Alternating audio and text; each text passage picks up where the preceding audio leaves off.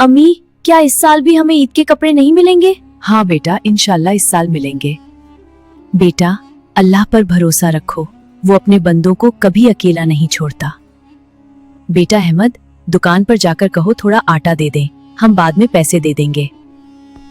चचा, अम्मी कह रही थी थोड़ा सा आटा दे दें, हम बाद में पैसे दे देंगे। हाँ बिल्कुल बेटा, कोई बात नहीं। बेटा, पहले भी काफी उधार हो चुका है, अब मैं मजीद नहीं दे सकता। बेटा अहमद, क्या दुकानदार ने आटा दे दिया? नहीं उम्मी, उन्होंने कहा कि अब मजीद उधार नहीं दे सकते। हाय, हमारे घर में तो रोटी भी नहीं है, अम्मी मुझे नए कपड़े कैसे बनवा कर देंगी?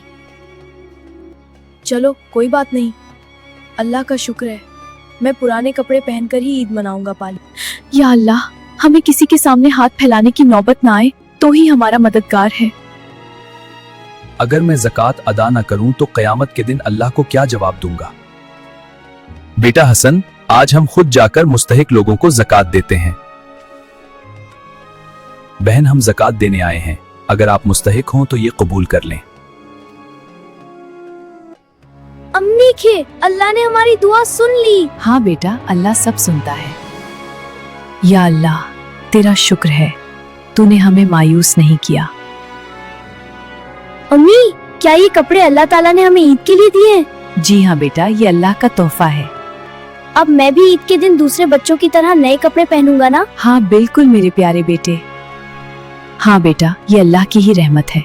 याद रखो, अल्लाह अपने बंदों को कभी अकेला नहीं छोड़ता।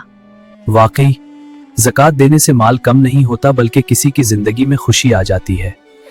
दोस्तों, अपनी ज़कात निकालना ना भूलें और किसी की मदद करके दिल खुश करें, क्योंकि अल्लाह कभी किसी को अकेला नहीं छोड़ता।